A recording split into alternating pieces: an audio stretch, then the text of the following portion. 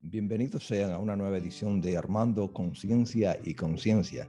En esta oportunidad tuve la gratísima ocasión de hablar con Nelson Trinidad, un educador jubilado ya en los Estados Unidos, un gran conocedor de la historia dominicana y un gran conocedor de otras cosas como deporte. En esta oportunidad hablamos sobre la independencia de República Dominicana, o lo que él considera, y yo también, la pseudo independencia del 27 de febrero, que se considera la independencia de República Dominicana.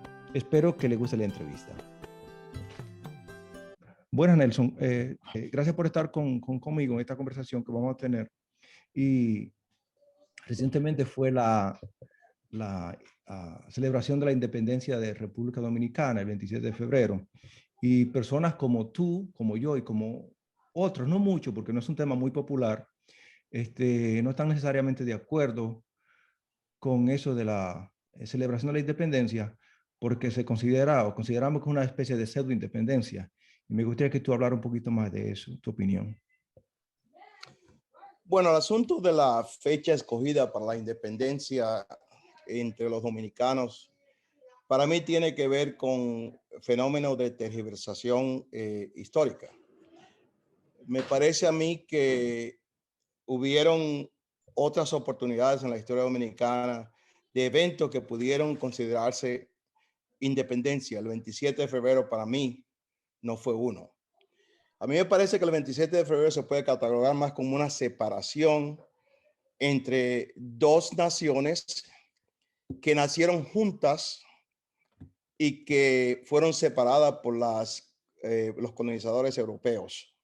Europa creó las dos colonias que existieron en 1820, mucho antes por medio de tratados europeos llevados a cabo entre España y Francia. Y la definición de estos dos pueblos como pueblos distintos se debe mayormente a sus colonizadores, no necesariamente al hecho de que los pueblos quisieron separarse.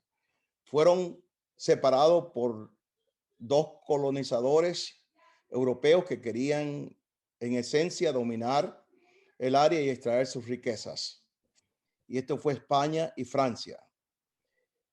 Los dos pueblos provienen del mismo embrión, es una isla que estuvo poblada originalmente por nativos indígenas, los cuales para el momento de la separación o el momento de la unificación que sucedió antes, la reunificación que sucedió antes de 1822, todavía permanecían algunos pocos indígenas, puesto que habían sido exterminados en su gran mayoría por los europeos.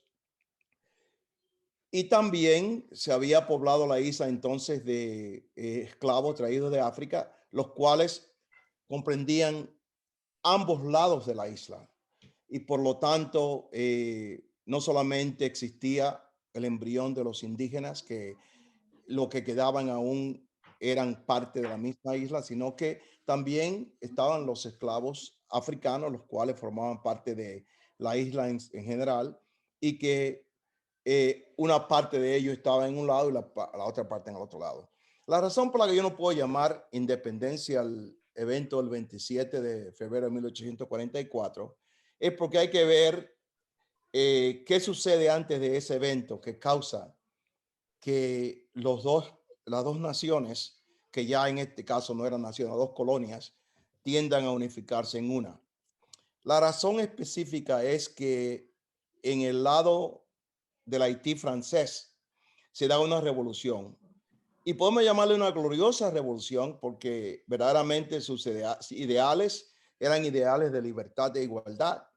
Y los ideales de esta gloriosa revolución en el Haití francés fueron ideales que conllevaron a, a una vertiente progresista de la época, que era la unificación de los grupos esclavos para liberarse del yugo de los colonos europeos. Y estos esclavos se levantaron y llevaron a cabo la revolución que se llevó a cabo a principios de 1800, a fines de 1700, que fue lo que liberó la esclavitud en la isla que sucedió, dicho sea de paso, primero que en Estados Unidos, y que fue lo que básicamente condujo a que esta revolución se expandiera y eventualmente en 1822 llegara a ocupar o llegara al otro lado de la isla que aún permanecía bajo España.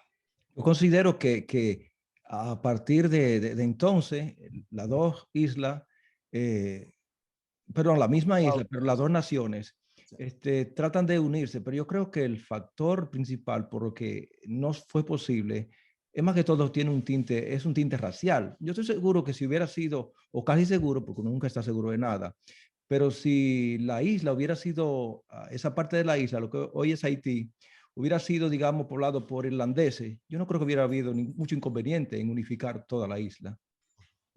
Bueno, en el momento de la unificación no creo que tuvo que ver mucho el tinte racial. Me parece que en el momento de la separación sí. En el momento de la unificación, básicamente, si exploramos un poquito cómo se produjo la unificación de los dos lados, básicamente el lado español, el Haití español estaba abandonado por España. España pasaba por un proceso en el cual España no se ocupaba del Haití español y a consecuencia de eso, el lado español tuvo que buscar refugio en el lado francés para poder salvar su economía. Mayormente los ateros y los hacendados, sobre todo de la parte norte, que es la parte de hoy llamamos el Cibao, fueron los que pidieron a Núñez de Cáceres, quien en aquella época era el presidente o el gobernador de esa, el gobernante de esa área, que optara por unificarse a la parte francesa de la isla. Y habían en aquel entonces muchísimos intentos de anexación, ¿no? Muchos querían anexionarse a Francia para proteger la parte española de la isla de la crisis económica que atravesaba. Otros querían inclusive unirse al Gran Colombia. Otros sectores propugnaban por unirse a los Estados Unidos. Y entre todos aquellos, finalmente se llegó a la conclusión de que la unificación más natural era con la revolución haitiana. Dicho sea de paso, hasta se trató de unificar o de anexar a la revolución que llevaban a cabo Bolívar y Martí y San Martín en Sur y Centroamérica, y no hubo ningún, por lo menos estos grupos no, Bolívar y San Martín no respondieron al deseo de anexión. Y por consiguiente quedaba la única alternativa que en el momento se contemplaba, que era poder anexarse, unificarse al lado francés. Y queremos recalcar que a pesar de que el lado francés sí, en aquella época propugnaba por unificar la isla, porque era parte del plan de la revolución, convertir la isla en una indivisible y que la isla a cierto modo pudiera conducirse como una isla, como un solo país, como un solo gobierno, y que se identificara totalmente. Fue entonces que esta unificación se llevó a cabo, se unieron los dos grupos. Muchos hablan de invasión haitiana, muchos hablan de muchísimas cosas que muchos historiadores pusieron en los libros como cuestión de tergiversar el verdadero proceso histórico, pero el proceso histórico no habla de ninguna invasión. Estamos hablando de los Hubieron historiadores dominicanos, intentos, ¿verdad? perdón, Los historiadores dominicanos. historiadores dominicanos, sí. Sí. Hubieron intentos, claro, del lado de la revolución, del lado francés, de tratar de asegurarse de que ellos liberaban también a la del lado español, y también precisamente porque los esclavos que quedaban en el lado español eran sus hermanos de los esclavos que quedaban en el lado francés, y por consiguiente ellos tenían como misión liberar a la isla entera y convertirla en una sola nación. Eso era desde el punto de vista francés. Ahora, desde el punto de vista del Haití español, básicamente hubieron, sí, quienes en gran mayoría apoyaron la unificación y vieron quienes por razones ahora racistas y de otra índole también rechazaban la unificación. La unificación fue un proceso doloroso. El convertirse en un país fue un proceso doloroso, precisamente porque hasta cierto punto hubieron muchos sectores que se consideraban que eran ya mulatos y mestizos, hijos de españoles, cuyos niveles se consideraban en la estrata social superior a los niveles de grupos de esclavos o libertos, y por lo tanto ellos consideraban que no debían ser gobernados por libertos, los cuales ellos consideraban inferiores. Y ahí entra el tinte racial, el hecho de que sí hubo rechazo por muchos sectores de la sociedad del Haití español. A mi juicio, o por lo menos uno de los representantes de ese anti-haitianismo negro es Juan Pablo Duarte.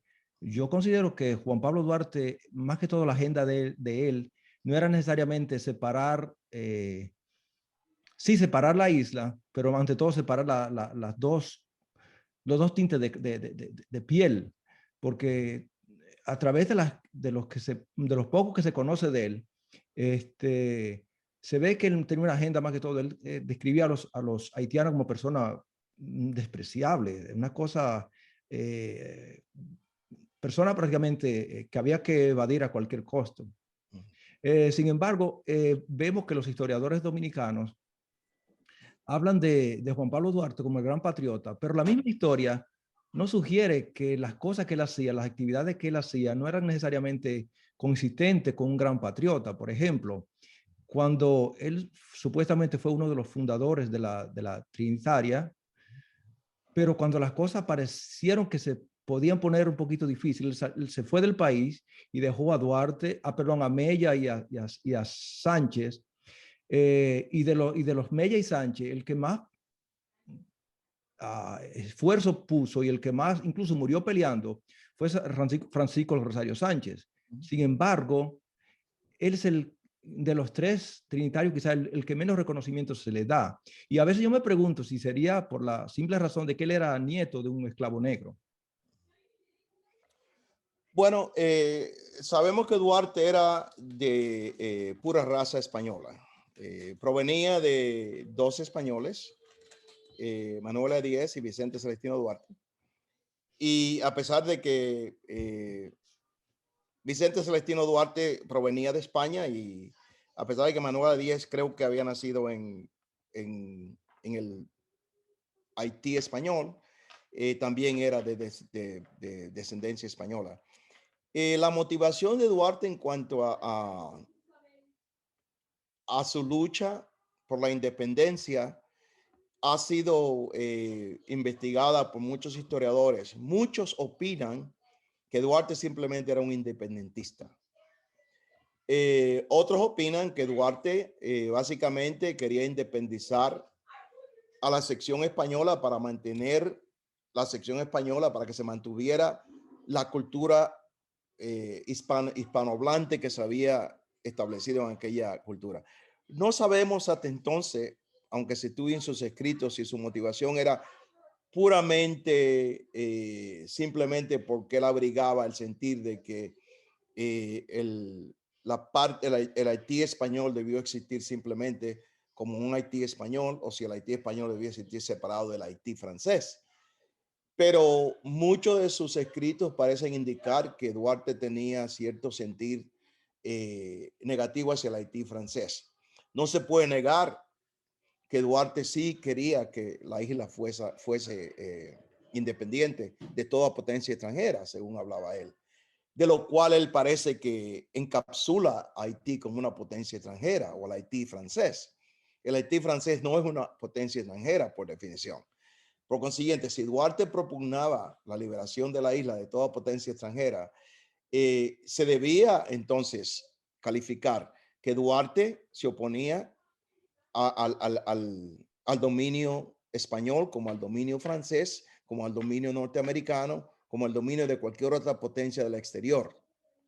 Ahora, nótese que hablando del Haití francés, no estamos hablando de una potencia exterior. Estamos hablando de una revolución en curso, de un grupo que ocupa la misma isla, que busca su futuro y su porvenir, busca ser independiente también. Pues la solidaridad debió ser fortalecer y nutrir la independencia de la isla en completo, no necesariamente dividir la isla de nuevo, porque eso básicamente hasta cierto punto muestra un rechazo por el hermano país del Haití francés, que desea entonces unir sus destinos con el país del Haití español. Y muchos argumentan que las culturas de ambas colonias habían cambiado tanto que no se podían compenetrar. Y yo cuestiono eso, porque si el lado del Haití español está dispuesto a vivir bajo Francia, bajo los Estados Unidos de habla inglesa, Francia de habla francesa, o cualquier otra potencia como nexo, entonces no creo que sea tan difícil poder haber vivido conjuntamente con un hermano pueblo de habla francesa, en los cuales muchos de las otras cosas culturales se acercaban. Sí habían diferencias en cuanto a la religión que se desarrolló en el lado español, que era puramente católico, y la religión que se desarrolló en el lado francés, que era una mezcla de catolicismo y vudú y una serie de otras cosas que provenían de lo que es la cultura de los esclavos de África. Sí habían diferencias en el idioma, pero se comunicaban sumamente bien en aquel entonces, porque el idioma básicamente era un medio de comunicación que se llevaba a cabo en las colonias, y gran parte del área que se acercaban unos a los otros hablaban ambos lo que se hablaba en francés o el vocablo que se había obtenido allí, y el español. Quiere decir que la convivencia no tiene que ver necesariamente, a mi juicio, puede estar equivocado. La falta de convivencia no puede necesariamente ser una cosa cultural. Me parece a mí que entra el aspecto racial allí. Entra el no deseo de ser parte de una nación o ser parte de un pueblo, el cual se considera inferior de los estándares de la estratificación social que existía en aquel entonces. Y por consiguiente, esto causó el que hubiese especie de un rechazo, o por lo menos eh, un desinterés en continuar la vida de todos los pueblos, emprender la marcha juntos. El, el, la, sí, eso de nuestro pueblo debe ser libre de toda potencia extranjera o se hunda la isla, parece, a mi juicio, es un punto de vista muy duartiano, en el sentido de que, por ejemplo, no hay nada de él en la historia, incluso los historiadores dominicanos que en su proceso de defender a Duarte, porque yo encuentro que la historia dominicana, la historia tradicional, el proceso defiende mucho a Duarte y trata de crear de él una imagen que no necesariamente es muy coherente con la realidad. Hablan de que, por ejemplo, nunca hablan de que Duarte se pronunciara contra el dominio español en la isla. No habla, por ejemplo, cuando estaban los primeros brotes de revolución en contra el dominio español. El único de ellos que ni siquiera Mella hizo nada tampoco fue Francisco Rosario Sánchez. Incluso murió peleando contra España. Duarte estaba en Venezuela, creo que tenía una fábrica de velas, y el hombre ni siquiera, no, incluso creo que tú dijiste una vez, te oí decir que a él se le sugirió la presidencia de la República Dominicana luego de que el país fue independiente y él no lo aceptó. A él en muchos casos se le ofrecieron cargos, incluyendo la presidencia de la República Dominicana.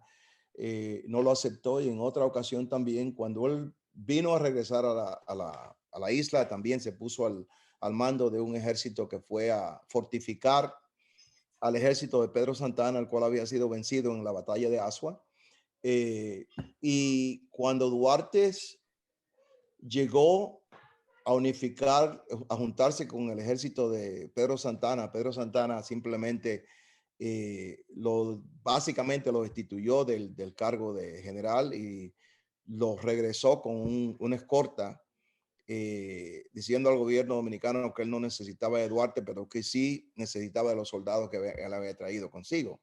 Ahora, se supone que en ese momento Duarte estuviera en la posición de posiblemente, habiendo Santana siendo derrotado en esa batalla, posiblemente tomar el mando de ese ejército. Y de lo contrario, regresó entonces a la capital con una escorta en vez de sus soldados. Y a partir de ahí, entonces, poco después se regresó a Venezuela, donde terminó su vida. Básicamente, no sé cómo los historiadores estudiaron esto y a qué conclusiones llegaron, pero me parece a mí que hubo ahí un tinte de timidez en el cual no fue la situación de Francisco Rosario Sánchez o Mella, pero bueno, yo creo que se necesita hacer un poquito de más estudio, indagar más sobre la vida de Duarte, porque creo que muchas de las cosas que nosotros decimos sobre Duarte también son parte de lo que los pueblos hacen cuando necesitan crear y desarrollar líderes. Esto no es solo de República Dominicana, es que todos los pueblos del mundo necesitan crear y desarrollar y fomentar sus líderes para dar ejemplo a la población que viene atrás. Y por lo tanto, a mí me parece que como en Estados Unidos también, y cada país del mundo tiene sus héroes y sus líderes, me parece que tal vez sin tener suficiente conocimiento, que Duarte puede ser que forme parte de esta situación, del hecho de que nosotros queremos cultivar nuestros líderes para que nuestros líderes sean el ejemplo para los que seguimos atrás. Me parece también que el asunto de la independencia dominicana misma se puede poner en esa categoría. Es necesario que si cada país del mundo tiene una fecha gloriosa de independencia, se escoja una para glorificar este proceso y decir, nosotros también fuimos valientes y nos liberamos e hicimos lo que hicieron los demás países para constituirnos en nación. Entonces me parece a mí que este proceso a veces hace que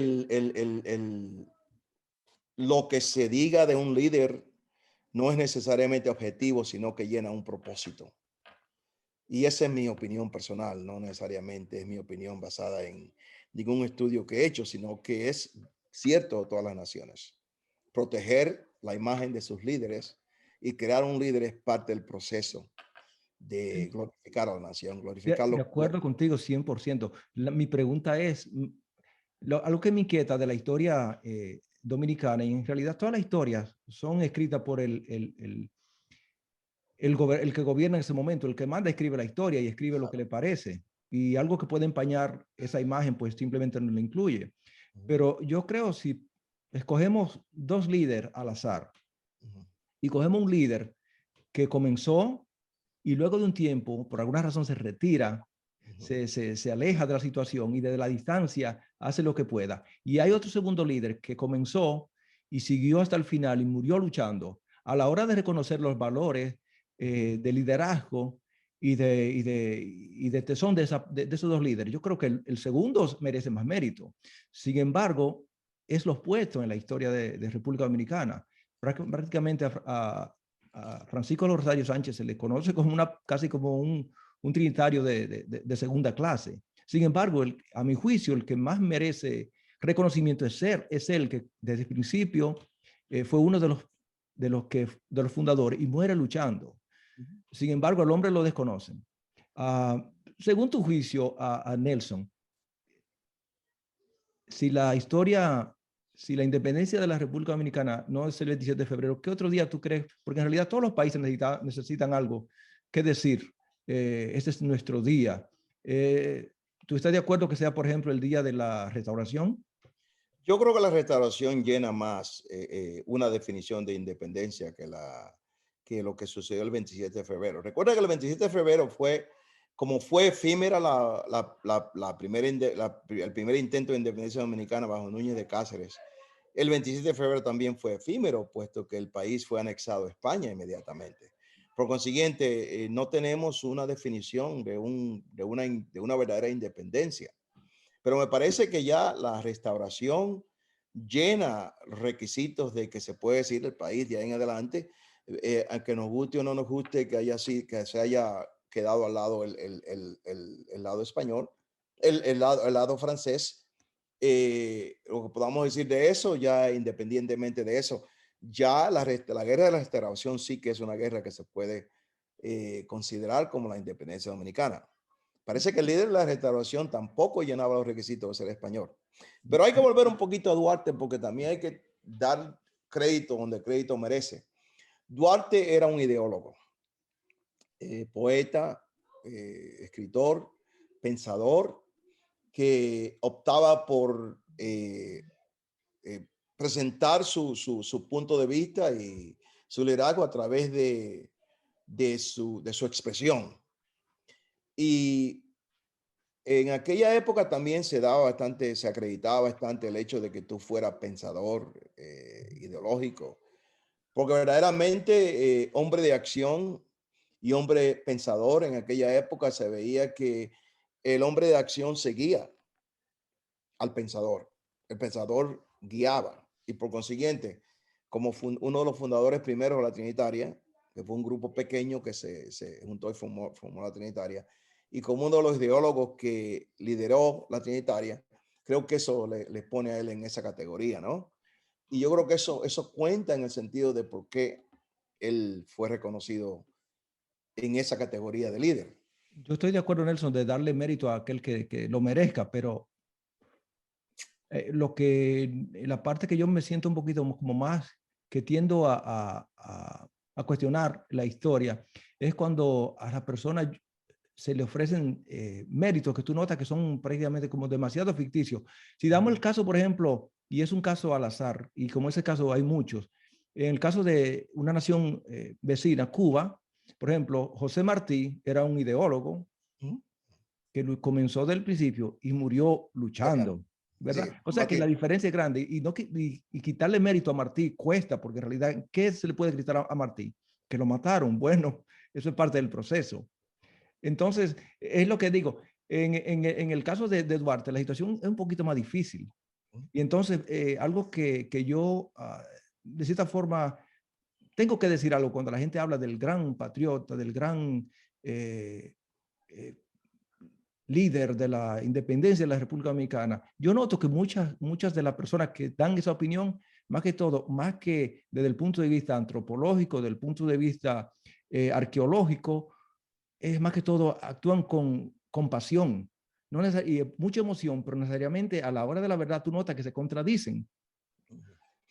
Hay un factor influyente que yo creo que que no se menciona mucho en este proceso, pero que debe mencionarse, y es el hecho de cómo se construyó el currículum de historia dominicana, historia patria. Y ese factor es muy importante porque también nos da a entender un poquito más de por qué el currículum reza lo que reza. Nosotros fuimos a la escuela, yo fui a la escuela en República Dominicana.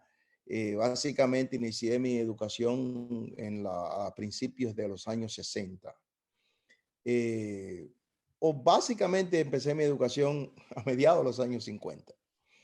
En aquella época estaba en el poder Rafael Leonidas Trujillo Molina, quien nosotros conocemos como un individuo que llevó a cabo muchísimas artimañas para eliminar o hasta cierto punto mantener subyugada la raza negra en República Dominicana y alentar y promover el emblanquecimiento de la sociedad dominicana. Esto es algo que está documentado históricamente. Trujillo hizo esfuerzo por emblanquecer, por traer individuos que fueran más blancos con fines de emblanquecer.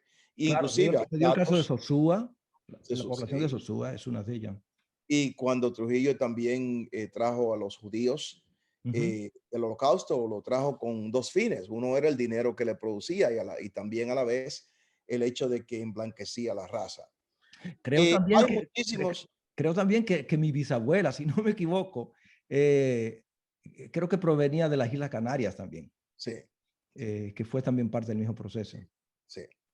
Entonces, eso es conocido. También es conocido que los historiadores en la época de Trujillo también no podían investigar los procesos históricos debidamente, sino que tenían que pasar por cierto visto por los que veían el currículum educacional allá, que no objetivamente veían los eventos en el currículo, sino veían la glorificación de Trujillo y la no denuncia de algunos de los fenómenos que nos llevaron donde nos llevaron. Por consiguiente, los currículums educativos dominicanos de aquella época no eran currículums que fueran objetivos en el sentido de investigar los procesos históricos y los eventos históricos y entonces escribirlo en base a la investigación y llevárselo a las masas. Por eso es que hoy en día aparecen tanto cuestionamiento a se narra la historia dominicana. La narrativa está en cuestión de muchísimos historiadores jóvenes que dicen, no, esas cosas no sucedieron así. Ujú, Y ujú. por ende, el hecho de que en el currículum dominicano se manifieste algo que sea anti-haitiano, que lleve en sí ese matiz de condenar todo lo haitiano en favor de lo que es europeo, en favor de el otro sentir, que se haya creado en la conciencia dominicana el sentir de que mientras más cerca tú estás a los blancos, más superior tú eres, mientras más cerca tú estás a los africanos, más inferior tú eres. Sí. Lo que crecimos en aquella época, crecimos muy consciente de ese factor racial que existía allá, ese factor de que tú básicamente te detestaba a ti mismo si no llenaba las características que se querían de una sociedad que quería emblanquecerse, que quería tener cierto matiz físico y cierto matiz de piel. Eh, Entonces, todo eh, esto, sí, sí, continúa. todo esto influido bajo la era de Trujillo, no llevaba a que los individuos se sintieran orgullosos de lo que son, sino orgullosos de ser dominicano y orgulloso también de ser descendiente de español o de ser un mestizo, un mulato, o glorificando lo que es blanco y denigrando lo que es negro. Ujú, ujú. Y eso es algo que es innegable en la cultura dominicana. Es innegable que en los salones de clase donde yo empecé mi educación, sí se denigraba lo que es negro y por ende lo que es haitiano y por ende lo que es lo que es de descendencia africana. Y esa conciencia nacional que se desarrolló allá durante este periodo tenía como consecuencia crear en el psíquico dominicano esa mentalidad. Y es muy fácil rechazar hoy lo que es lo que sucedió en 1821, en 1801 y anterior a 1821. Glorificar el proceso de la revolución haitiana, posiblemente la más gloriosa de aquella época, más gloriosa que la de los Estados Unidos, porque propugnaba dos cosas, la abolición de la esclavitud y la igualdad bajo la Declaración de los Derechos del Hombre. La declaración que se llevó a cabo en Francia influyó el proceso de revolución haitiana y buscaba, antes que los Estados Unidos, la igualdad entre los hombres. No importa el color de tu raza, no importa el color de tu piel, no importa tu descendencia. Eso no se glorifica. Y el dominicano hoy en día no puede reconocer eso. Es más fácil hoy echarle tierra a Haití por Haití haber sido una nación que históricamente ha sido olvidada y ha sido básicamente, no ha podido salir de la condición humana y a veces infrahumana y subhumana en que viven algunos de sus habitantes. Y siempre se culpa a Haití por eso. pero no se culpa a aquellos que los Estados Unidos y el resto del mundo ha mantenido sobre aquellas naciones. Haití y otro grupo de naciones en el mundo, las cuales básicamente no favorecen al régimen capitalista. Algo que muy... este es un tema que es definitivamente no popular en República Dominicana. Por ejemplo, dominicanos como tú y como yo, que decimos a lo que a nuestro juicio es la verdad, se nos considera no buenos dominicanos. Y entonces, bueno, yo espero que el que escuche esta entrevista trate de entender de que nuestro punto de vista, más que todo, es ser objetivo. Si, más que todo, porque creo que el deber de nosotros es reconocer la historia, una historia depurada, no necesariamente una historia como nos la presentan. Entonces, yo te agradezco, Nelson, el valor de hablar de esto, porque son muy poca gente los que no quieren, si es posible, creen que se manchan si dicen la verdad. Por ejemplo, está el caso de escritores como Junot Díaz. Creo que Cardi B también, creo que creo que han tratado de decirle algunas cosas feas, porque ha dicho cosas sobre defender los haitianos que viven en República Dominicana y cosas por el estilo. Así que te agradezco esta conversación y espero que el que escuche esta conversación, como dije, bueno, la disfrute, y si no la disfrute, y si no la disfruta, por lo menos sepa que estamos tratando de esclarecer lo que a nuestro juicio es la verdad. Muchas gracias, Nelson. Un Te placer. cuidas. Okay, hablamos. Hablamos. Gracias.